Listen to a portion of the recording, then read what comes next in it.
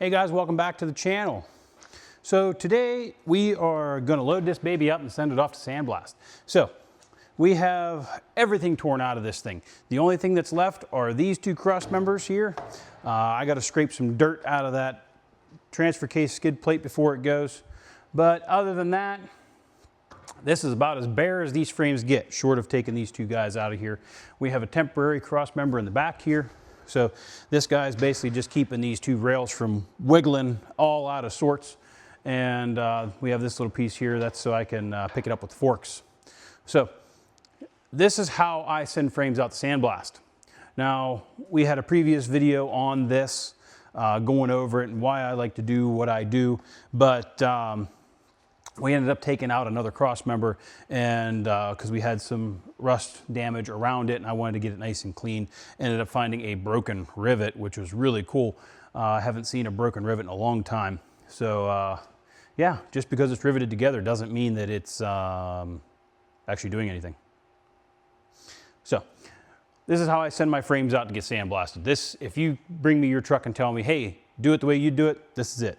So I'm gonna get this baby loaded up on the trailer. We're gonna get the axles loaded up. I already have all of the cross members, all the suspension parts, all the bracketry, everything that could come off of this frame or anything that's gonna need sandblasted, it's all in the bed of my truck. There's probably 1,000 pounds of stuff in the bed of my truck that needs to get sandblasted. So today this thing's gonna go out and get put on the trailer, and I'm hoping we don't have any bad spots when it comes back. So we're gonna go ahead and get this baby loaded up on the trailer, get it ready to go, and then we're gonna get it back and show you what it looks like here. So if you plan on doing anything like this and you don't have a way to transport this frame, pick it up, put it on a trailer, work on it like this, like we have these sawhorses. I mean, realistically, yeah, you can do it, but you're just making it hard on yourself. So, you know, you can see that I'm damp. It's hot and humid here. So, you know, don't have air conditioning in the shop, which kind of sucks. But, you know, we have all this stuff here to make our lives easier at least. So we're going to go ahead, get this baby loaded up on the trailer and get it dropped off, and we'll have it back here in a couple days. And show you what it looks like once it's sandblasted, and hopefully it looks a lot better than this, and hopefully we don't have any issues. So yeah, gonna get this baby loaded up on the trailer and let's get it out of here. So we got everything loaded up here on the trailer. Obviously there's no axles under the frame here, so we had to put them on top because putting the frame on top of the axles was not really an option. So the idea here is we have these all cribbed in here, and they're not going anywhere as it is. So everything's strapped down pretty decently. Now, I wanted to have less tongue weight on the truck here, so that's why the placement of these axles is where it is. And the only reason that I did that is because I have a bed full of frame pieces. So we have all of the pieces that we took off the frame. Leaf springs, cross members, skid plates, you name it, it's in here. Sway bars, you can see. So all kinds of stuff in here. And this is what's all going to get sandblasted. So you can see we even have the bushings pressed out of the leaf springs here, and they're all opened up so they can be torn apart. So they're just kind of held together right now with a new centering bolt, which is gonna come apart whenever they go out and get blasted here. So yeah, that's where we're at with this. So going off to get sandblasted today. We'll bring back a load of painted stuff here very shortly. So we got everything back from the sandblaster, who also does my frame painting. So this is chassis saver on this frame here. And we obviously have the axles done, and off to the side here that you can't see is, I don't know, 100 pieces of steel that got sandblasted and primered as well. That was everything you saw in the bed of the truck there. So what I don't have here is the leaf springs. We are having them put back together, new spring pads and new bushings and everything like that. It's more cost effective for the spring shop to do it than it is for me to do it. So it's just smarter to do it that way. Now, These axles here are actually not going to be put under the truck. They are actually also going to a driveline shop that I trust very, very well. And we're going to have the front axle just opened up and gone through, make sure that it doesn't need anything. And then we're going to have a new differential put in the rear axle here. So we won't be putting these in until they come back again. So they have to leave and come back again. But we're going to start putting everything back on this frame. So we also have a video coming up that will include the gooseneck hitch install. So that'll be in the mix of all of this as well. So you may see that on here in a later video, but there's a video specifically for that. But we have to start with putting all of our cross members back in. We're just going to start with the cab one, go back to the fuel tank, do the front of the rear fuel tank, and then the rear of the rear fuel tank. We'll get those put in, and then we can start going and putting all of our bracketry back on. Our core support mounts, our cab mounts up front here, and then all of the associated bracketry for the sway bars, the suspension, all of that. So we have some new stuff coming that actually is already here. We decided to not reuse our front leaf spring hangers or our rear ones, so we have all of those new. We have new shackles as well for the rear. The front ones are going to get rebushed because I was able to source bushings for those, and the shackle themselves look great. So I'm going to show you all the pieces we got back, and yeah, just start throwing stuff back at this thing. But I'm going to give you show you all of our pieces that we got back and show you what kind of an undertaking it is to get all of this done.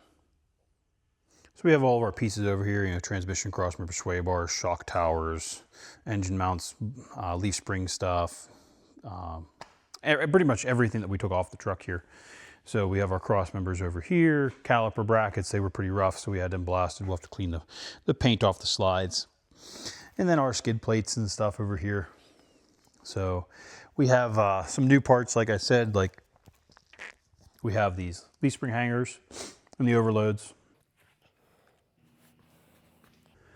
We have our new shackles over here and a hanger back here, and all of our bolts are in here. So we got all kinds of stuff that we're going to start putting on here, try to get some of this stuff bolted on, and we got to go through and clean up all the bolts and stuff like that. So the bolts that hold the engine mounts on here, though, we'll have to clean those up and get them painted. So we just have a little bit of touch up to do on these pieces and parts here just from where it was hanging. So, that's no big deal. And we'll just touch it up as we go, as we put it on. So I'm going to start getting all this stuff put on Zach's truck here. Hopefully get some of this stuff off of the floor, because we want to get the cab set down on here so we can get it prepped and ready to get painted. So we're going to be putting the cab on and taking it all back off to get it painted. So let's start getting some of this stuff on here. So we're getting our brackets installed. You can see that we have the core support mounted, the cab mounted, the front of the rear leaf spring mounted. We started getting our cross members back in. We have our front of rear leaf, the shock, sway bar, the sway bar up there that you can't see, and our rear hanger here. So we're getting some of this stuff installed here. So I wanted to show you something you're going to run into here. Now, previously mentioned in the videos and previous videos, I mentioned that we were going to take these frame rails with the cross members out, and we added this piece of angle iron back here to just stiffen the frame rails up. Now, the problem with this being here now is these brackets, these cross members don't line up. So I'm going to show you the process for putting these back in and why it's important that, hey, we're just going to take one out, and you think, yeah, it's junk, we'll cut it out. Well, then you can't get it back in. So I'm going to show you why. So we're at the rear cab cross member here. And while we can get this one in, okay, the holes on the other side don't quite line up. And then when we bring our bottom piece in here, these holes don't line up at all. So you can see how much I have to move that to get those to line up. So the key here is, the frame, these rails are never ever straight. So they kind of go like this a little bit, and especially over time, and especially with the sandblasting, you know, that can change the metallurgy of this steel. So this secondary cross member back here that holds the fuel tank, you'll never get it in like this. So we're hitting the bottom over here, top over here. You can see we have a long way to go. Even if you try to put it in like this, it's not gonna go, okay? The reason that is because these rails are set up to be, you know, in line.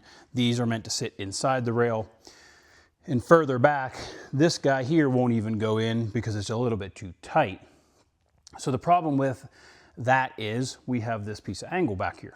Now we need to loosen that piece of angle up because the back of this frame on this truck actually kind of did this and kind of went out. So what it's doing basically is it's sucking these frame rails in a little bit. And even with this cross member sitting here, these poles do not line up at all. So we need to make sure that we spread this frame a little bit, get these cross members put in, and then we can just start at the front here. So we'll start at our cab mount, come back to the rear of the front tank mount, do the front of the rear tank, and then the rear of the rear tank. So you just work your way out, and that lets you flex the frame around as it is. So that's why whenever you're changing cross members out, you can probably remove one by cutting it or whatever, but then you'll never get the other one back in. But before we put this in, we need to make sure that we get all of our spring hangers and bolts and everything in and tight. So we have the passenger side frame rail pretty much all bolted in. Nothing is tight, but it's all put together. And if you're replacing your front spring hangers here, I suggest 1/2-inch bolts for those because the 7/16 bolts are just a little bit too small. So we drill those holes out to 1/2 inch, and I did the frame side before it went out to get painted, so we don't have to worry too much about that. But you do run into the rare scenario where the holes don't quite line up because they're meant to be riveted.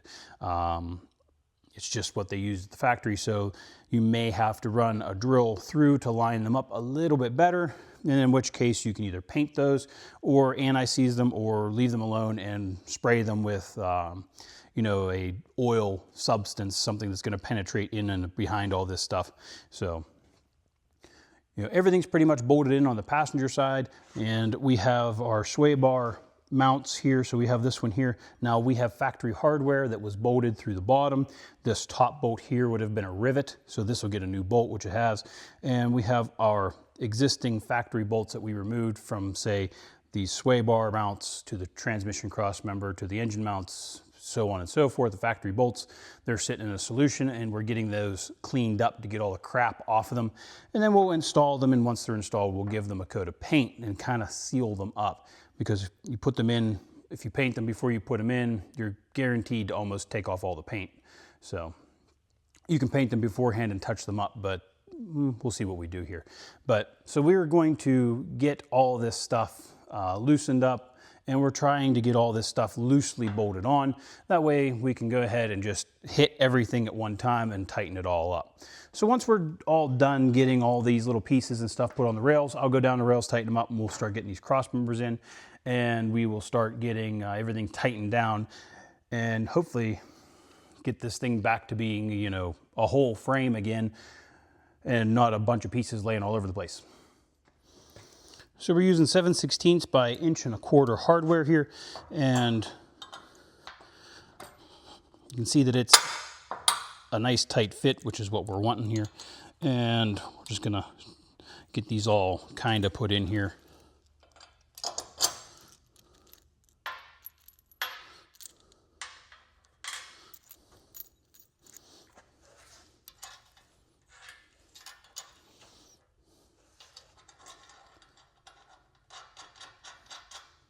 So we always do a washer. We take the smooth side, so there's a smooth side and a sharp side, smooth side in, and then a lock washer, and then a nut. You can use nylock nuts. The only thing I don't like about nylock nuts is if you're using an anti-seize product on your threads here, then your nylock will actually take off all of your anti-seize.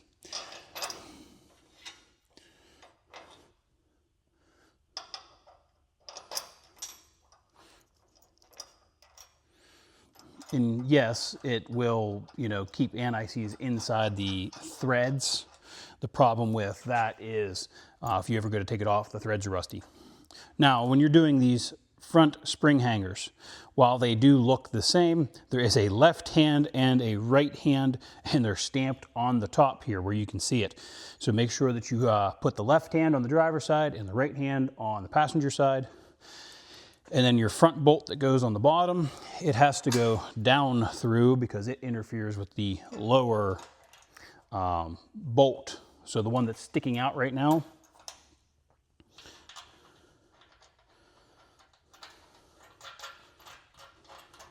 this guy here, so it actually interferes with this bolt here.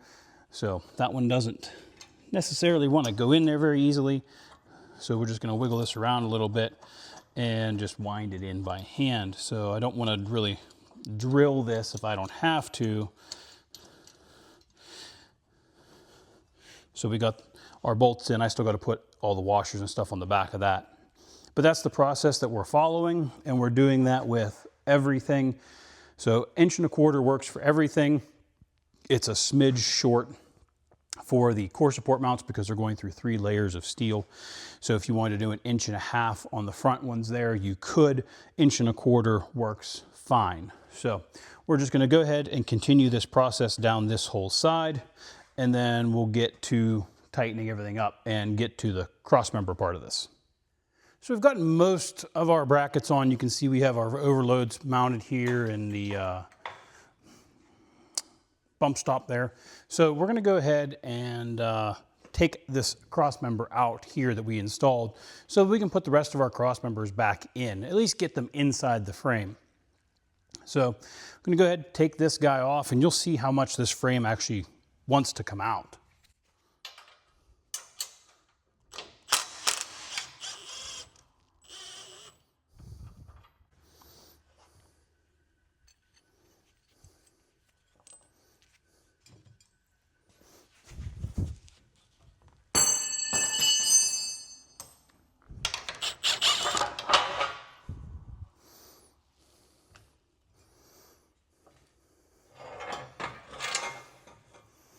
So this one was kind of like stuck in there.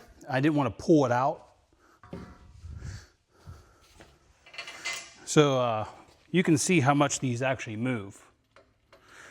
So that's why I said whenever you're doing this, you want to make sure that you put a crossmember back here because you can see how floppy these things are. I mean, look at this. So I got to take that other one off on the other side there, and we're going to start putting our crossmembers in from front to back.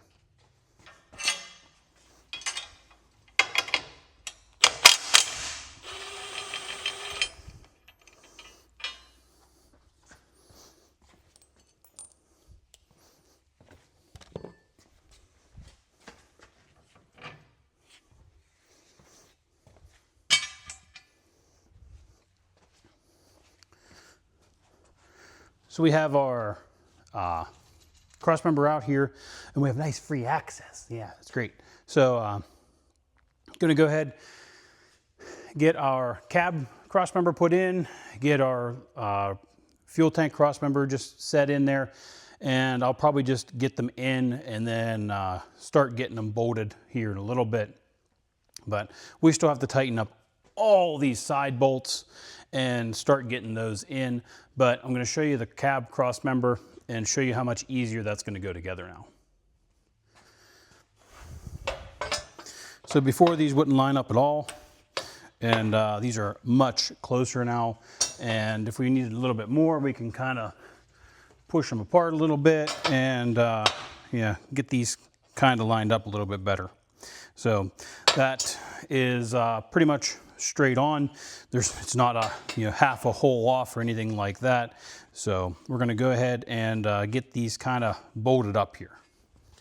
So we're still going to use this alignment pick here just to make our lives a little bit easier here.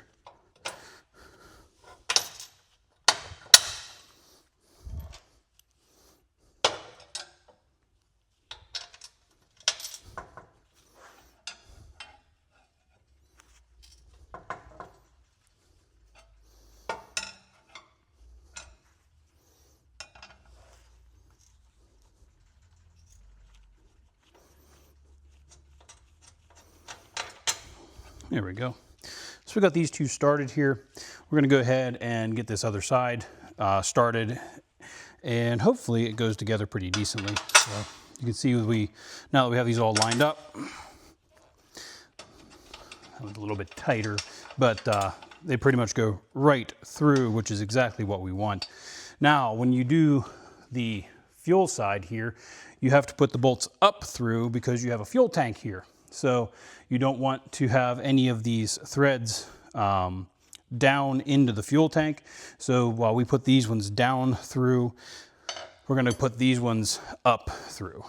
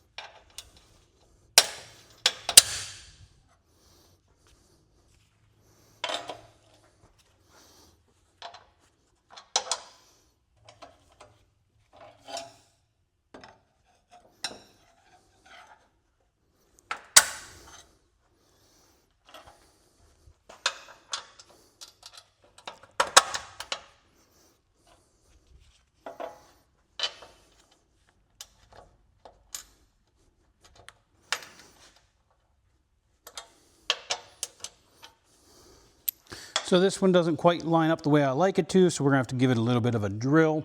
No big deal. And then same thing probably on this guy here.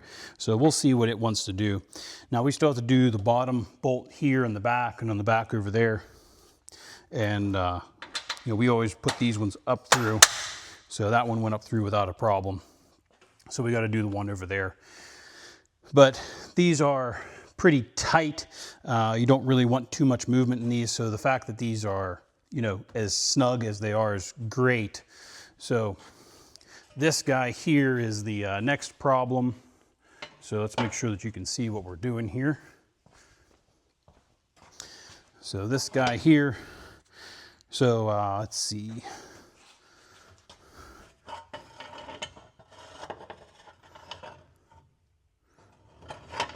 All right, so now that we let that frame go in the back here, we got our cross member set down in, and that's the idea here. We want to get it just inside the frame rail because we can pick it up and move it back, and then we can start putting our rear frame rails in as we move back here. So I'm going to get this guy finished up, get it snugged in place, and then also going to tighten everything up since I haven't tightened any of this up yet. But I'm going to show you all these bolts. So you can see we have these guys coming up through and these ones go down through. We have our carrier bearing mounted here. Now we used 1/2-inch bolts here because the rivets here were larger. So the 1/2-inch bolt is better here. And you can see all these bolts. So all these bolts here. Now that's all stuff that you see here. That's all bolted on. Like I said, we still have to tighten everything up. We have the e-brake cable over here. And then we have all these bolts here for the front suspension, the front cab mount, and we still have to do the factory bolts here for the sway bar bolt mounts, which is what this bolt here is for. And then we have our bolts here for the core support mount. So we still have to get our factory bolts cleaned up so we can get our transmission cross member in, but we are moving forward here. So we're gonna go ahead and get all this stuff tightened up and get it all put in, and then we'll start putting the rest of these cross members in and show you the finished product. So you can see we have a mostly complete frame here. Everything has been bolted on except for this bump stop bracket over here. And we don't have the bump stop for that bracket because that bump stop was actually starting to heave. So we have to replace that. And we are gonna probably need to get some more stuff. So there's no point in buying just that bump stop and paying just shipping for just that bump stop. So we'll see what else we need before we buy just one thing. So that's gonna sit there for a little while until we figure out everything that we need, or at least a good chunk of it. But anyway, we used our OEM bolts for our shock towers, our engine mounting plates, and our track bar bracket, as well as our transmission cross member here.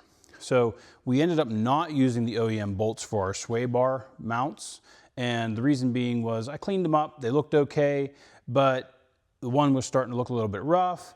And I know that I had to remove 2 of them in the back, they were trash. So they're just replace them all and they're all the same then. Plus, if they ever have to come off later, it's a little bit easier to do the nut and bolt method than the captured nut type thing. It was more of like a wing that they used. So everything else has been bolted on that needs to be bolted on. We ended up using 109 7/16 bolts and 22 1/2-inch bolts. If you decide to do these 2 cross members that we did not take out, you would have to add 8 bolts to one of those. I don't know if those are 7/16 or half until we take the rivets out. I would assume they're 7/16, but you know what happens when you assume. So we used that. We ended up changing our core support mount bolts to 1.5 inches.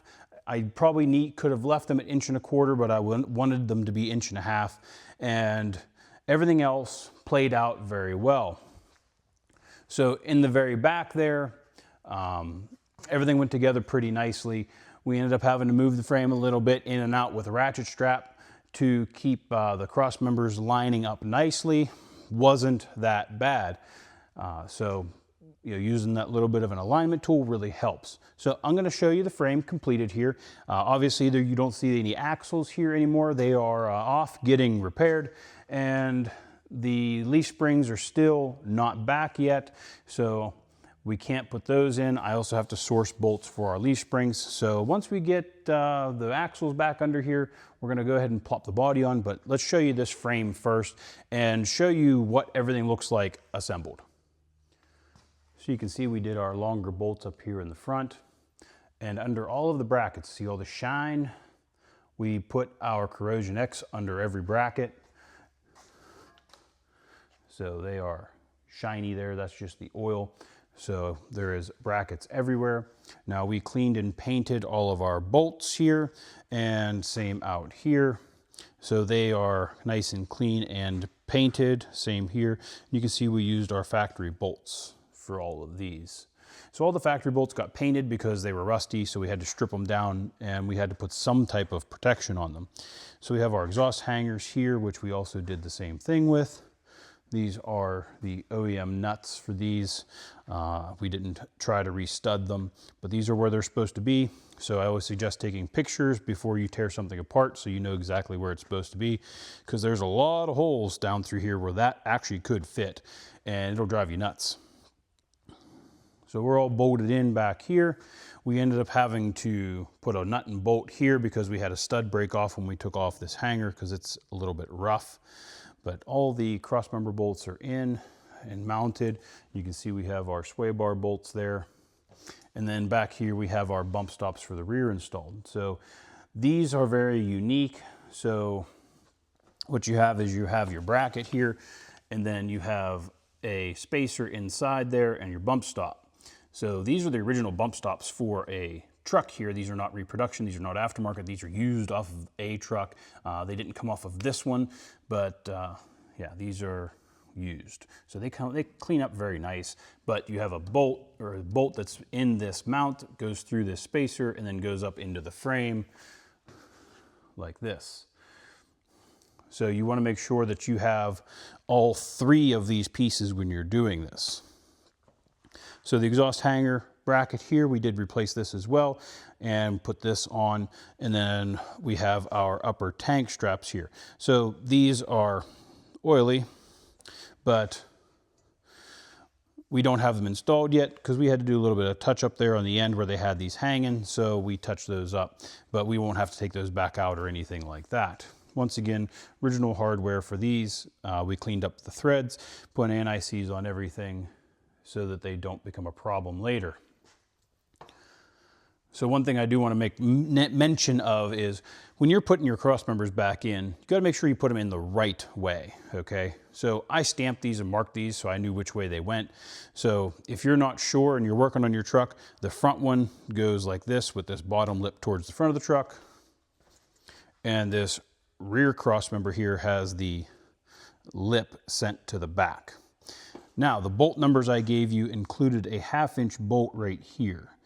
Now this should be a 7/16 bolt, but the hitch that was on this truck, what they did was they drilled that bolt out in this one over here, and they used that for a hitch bolt. Well, since they drilled it out, we had to use a 1/2 inch bolt here instead of a 7/16. So if your bolt or your rivet is still there, it is likely 7/16. So you want to keep that in your brain there. So you may need to buy 111/16 7/16 bolt and not buy 22 1/2 inch bolts and only need 20. So depends on what hitch your truck had or if those rivets were drilled out or not. So that's something to keep in mind before you start buying bolts blindly. But we have the frame all put together here.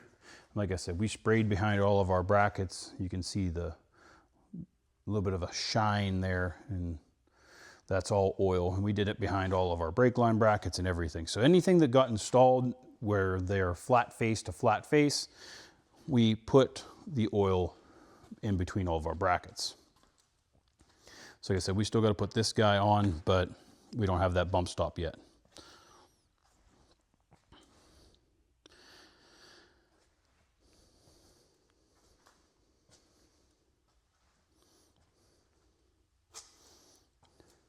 So this is Zach's frame all completed here. So I think it looks pretty good, not too bad. So hopefully we'll get some stuff coming back here relatively soon. So I know there wasn't a whole lot of me working on this frame in this video. It was more of a show and tell, but I have at least a whole day in fitting, oiling, bolting, you know, getting stuff lined up and messing with everything. And it's just, you can't video the whole thing. So I had a little bit of a demonstration how I put everything together with this cab mount over here or the leaf spring mount. I can't remember which one it was, but that's what we did with everything here. So if you are trying to do this yourself, hopefully this will help you with your cross member alignments, your what you might need to do this yourself. Now, your position of your transmission cross member depends on your transmission. So this is a ZF5 truck. So this cross member is a little bit more forward. If this was an E4OD truck, this cross member would be back a set of holes. So you see the top two bolts here, they would be back here. And then if you have a totally different cross member altogether, which is why you have more holes over here, you had a C6 transmission also, which used similar holes. So depending on your cross member, depends on where it goes. So pictures are a must when you're taking stuff apart. So hey, you know, you get it all torn down to the frame. You know, this is where the cross member goes. This is where this cross member goes. This is where this bracket goes. You know, take a couple pictures if you're not sure. A lot of this stuff I can do by memory. I don't have to take too many pictures, but I almost always take pictures of the transmission cross member and the exhaust hangers because they could be just about anywhere. This guy really will throw you for a loop because it could be actually down a set of holes, but this is where this one's supposed to be. But you know, even the orientation of bolts, you know, which way they're supposed to go because they could interfere with stuff. So like these two bolts go down through on the top of this transmission cross member.